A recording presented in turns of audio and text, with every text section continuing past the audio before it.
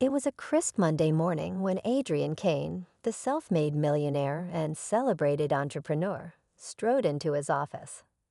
His life, to the outside world, seemed like a perfect script. Wealth, success, and respect were all his. His business empire had grown from nothing into an empire that inspired thousands.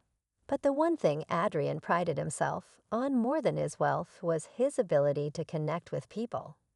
He believed every employee was an essential part of his company's fabric, a belief that had fueled his journey to the top.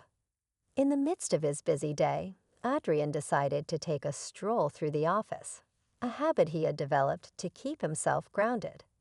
He stopped by workstations, exchanged pleasantries, and even cracked a few jokes, effortlessly charming everyone he met. It was during this casual walk that he noticed Emma, one of his younger employees, seated quietly at her desk. She was known for her sharp intellect and impeccable work ethic, but she often shied away from the limelight. Adrian approached her with his usual warmth, intending to compliment her latest project. "Emma," he began, "your presentation last week was brilliant." The client couldn't stop singing praises. Emma looked up, startled by the unexpected attention, but her face lit up with a shy smile. "Thank you, sir," she replied, her voice barely above a whisper. Adrian noticed a stack of papers on her desk, one of which had a small, familiar photograph tucked beneath it. Without thinking, he pointed to it and said, "Is that your family photo?" Emma froze, her smile fading as she fumbled to cover the picture. But it was too late. Adrian had already caught a glimpse. His curiosity piqued. He leaned in slightly, realizing it wasn't just a random image. Something about it stirred a long-forgotten memory. "It's nothing," Emma stammered, her hands shaking slightly as she pushed the photo into a folder. Adrian's brow furrowed. It wasn't like him to pry, but there was something unnerving about the tension that had suddenly filled the air. Later that day, Adrian couldn't shake the image from his mind. He replayed the brief moment in his head, Emma's sudden change in demeanor, the photo she had hidden so quickly. It wasn't just a family photo, it was something more, something personal, something that had clearly unsettled her. Determined to respect Emma's privacy, Adrian decided to let the matter go. But fate had other plans. The following morning, while Adrian was in his office preparing for a meeting, Emma walked in, holding the same folder. Her face was pale, her eyes downcast, and her voice unsteady. "Mr. Kane," she began, her tone trembling with hesitation, "I think you need to see this." Adrian took the folder, puzzled by the urgency in her voice. Inside was the same photograph he had seen on her desk. But as his eyes scanned the image, his heart stopped.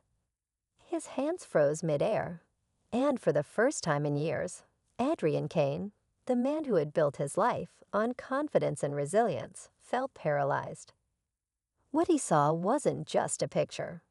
It was a window to a past he had buried long ago, a past he never expected would resurface in this way. The room fell into a suffocating silence. Emma stood there, her eyes searching his face for some kind of reaction, while Adrian stared at the photo as if it held a secret only he could understand. What was in the photo that could reduce a powerful man like Adrian to silence? And how did Emma come to possess it? The answers lay just beyond this moment, in a story that would unravel truths, test loyalties, and challenge everything Adrian thought he knew about himself. Adrian stared at the photo, his breath caught in his chest. The image showed a group of people at what appeared to be a small, rundown bakery. The scene was familiar, too familiar. At the center of the photo was a younger version of himself, back when he went by a different name, standing next to a smiling woman and a boy no older than 10. Adrian's hands trembled as he tried to process what he was seeing. Where did you get this?" he asked, his voice barely audible. Emma hesitated, her expression a mix of guilt and uncertainty. "It's my mother's photo," she finally said, her words landing like a hammer. She kept it in a box of old memories. "I didn't know who you were back then, but when I started working here and saw you in person, I recognized you." Adrian's throat felt dry. He couldn't tear his eyes away from the photo. It was from a chapter of his life he had buried so deeply, he convinced himself it no longer existed. The woman in the picture was Clara, his first love, and the boy. The boy was her son, Daniel. A wave of memories came rushing back, each one sharper than the last. Years ago, before Adrian was the man he was now, he had been a struggling baker, pouring every ounce of his energy into keeping a small family-owned bakery alive. Clara had been his partner in everything: business, life, and dreams. But life hadn't been kind to them. Mounting debts, relentless landlords, and sleepless nights had turned their shared dream into a nightmare. Adrian had left one day, desperate to escape the suffocating weight of failure. He told himself it was for the best, that he couldn't be the man Clara and her son needed. He walked away without looking back, leaving the bakery, the woman he loved, and the boy who had begun calling him Dad. "Emma," Adrian whispered, his voice cracking. "Is Clara your mother?" Emma nodded slowly. "She passed away 3 years ago," she said, her voice trembling with the weight of her own pain. "She never stopped talking about you, about how you promised to come back, but never did." Adrian's heart sank. He felt the walls of his carefully built life closing in around him. The empire he had created, the success he had achieved, it all seemed hollow in the face of what he had left behind. "I didn't know," he said, his voice barely above a whisper. "I thought it was better for everyone if I stayed away." Emma's eyes filled with tears, but her expression was firm. "She waited for you, Mr. Kane. Every day she waited. And when she realized you weren't coming back, she picked up the pieces and built a life for me and Daniel. She was stronger than you gave her credit for." The room was heavy with unspoken words. Adrian wanted to explain, to justify his actions, but every excuse he thought of felt shallow and meaningless. He had been a coward, running from the very people who had believed in him. But there was something else gnawing at the edges of his mind. "Daniel," he said, his voice faltering. "What happened to him?" Emma hesitated, as though unsure whether to reveal the truth. "He's alive," she said carefully. "But he's not the same. He doesn't talk about you, but I know he remembers. He's angry and hurt. He doesn't trust people easily anymore." Adrian felt a knot tighten in his stomach. The thought of the boy he once cared for growing up with that kind of pain was unbearable. He had left, thinking it was for the best, but in doing so, he had left scars that were deeper than he could have imagined. As the days passed, Adrian couldn't focus on anything else. The photo, Emma's words, and the ghosts of his past haunted him relentlessly. He started digging into his old life, retracing steps he hadn't dared to take for years. He visited the site where the bakery once stood, only to find it replaced by a generic convenience store. The past he had abandoned was gone, replaced by cold, unfamiliar realities. But he wasn't ready to give up. He needed to make things right. He asked Emma for Daniel's contact information, but she hesitated. "He doesn't want to see you," she said bluntly. "I told him you're my boss, and he didn't take it well. He told me not to tell you where he is." Adrian's chest tightened. The pain of rejection was sharp, but he understood. Why would Daniel want to see him? He had left without an explanation, without a word. But Adrian wasn't the same man he had been back then. He had learned the value of perseverance, of facing challenges head-on, and he wasn't going to let this end without a fight. "Emma," he said, his voice steady despite the turmoil inside him. "I know I don't deserve it, but I need your help. I want to make things right with Daniel. Even if he doesn't forgive me, I need to at least try." Emma studied him, her expression unreadable. For the first time, she saw something in her boss that she hadn't noticed before: vulnerability. He wasn't the untouchable millionaire she had always thought him to be. Beneath the polished exterior was a man carrying the weight of his own regrets. After a long pause, Emma sighed. "I'll think about it," she said quietly. "But if I help you, it's only because I believe people deserve closure, not because I think you've earned it." Adrian nodded, grateful for even the smallest chance. He didn't know how this journey would end, but one thing was certain: he couldn't run from the past any longer. As he prepared to take the next step, he couldn't help but wonder, would Daniel give him the opportunity to make amends, or would this be another chapter of heartbreak? Emma agreed to help, though her trust in Adrian was fragile at best. After a few days of silence, she finally handed him a slip of paper with Daniel's address scribbled on it. "Don't expect too much," she warned. "He's not the same boy you knew. Life hasn't been easy for him, and he doesn't forgive easily." Adrian felt a lump form in his throat as he stared at the address. The thought of facing Daniel after all these years terrified him, but he knew this was his last chance to make amends.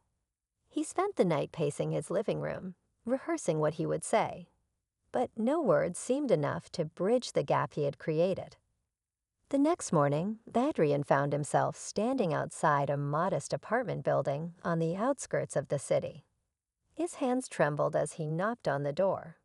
Moments later, it opened, and there stood Daniel, a grown man now, with sharp features and eyes that carried the weight of someone who had seen too much too soon. For a long moment, they just stared at each other. Daniel's expression was unreadable, but the tension in the air was palpable. "What are you doing here?" Daniel finally asked, his tone cold and guarded. Adrian swallowed hard. "I came to apologize," he said, his voice barely steady. "I know I don't deserve your forgiveness, but I needed to tell you how sorry I am for leaving." Daniel let out a bitter laugh. "Sorry? That's what you came to say? Do you have any idea what it was like for us after you left? Mom worked herself to the bone trying to keep us afloat. And me. I had to grow up faster than any kid should." Adrian's heart broke at Daniel's words, but he didn't interrupt. He let Daniel speak, let him pour out years of pain and resentment. When Daniel finally fell silent, Adrian took a deep breath. "You're right," he said. "I was selfish. I thought leaving was the best thing I could do for you and your mom, but it wasn't. I was scared. I didn't know how to face failure, so I ran. And I've regretted it every day since."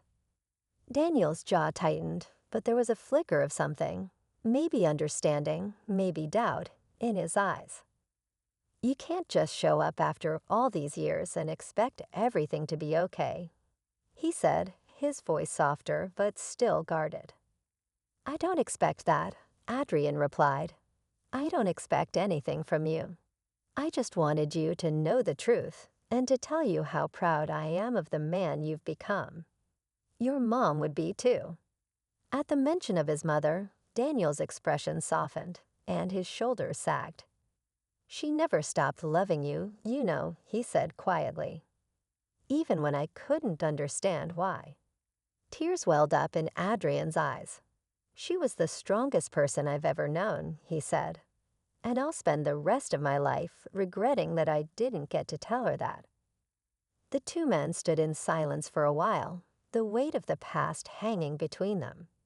Finally, Daniel sighed.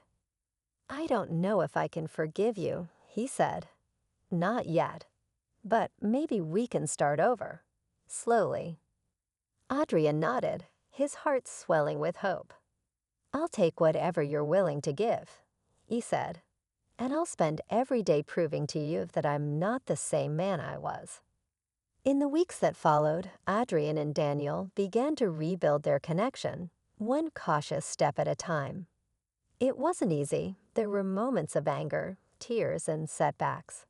But there were also moments of laughter and shared memories. For Adrian, the journey wasn't just about earning Daniel's forgiveness. It was about making peace with himself.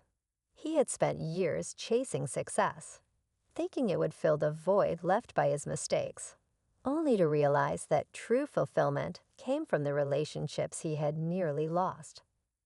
Emma watched the transformation with cautious optimism. She saw her brother slowly letting go of his anger and her boss becoming more human than she had ever thought possible. By the end of the year, Adrian found himself standing at Daniel's apartment once again, this time holding a box of old photographs he had kept hidden for decades. As they flipped through the pictures together, reminiscing about the bakery and the life they had once shared, Adrian felt something he hadn't felt in years, a sense of belonging. The past couldn't be erased, but it didn't have to define the future. And for Adrian, Daniel, and Emma, that was enough. Sometimes the hardest thing isn't chasing success or building an empire. It's facing the people you've hurt and finding the courage to make things right. Adrian's journey was proof that it's never too late to mend what's broken, as long as you're willing to try.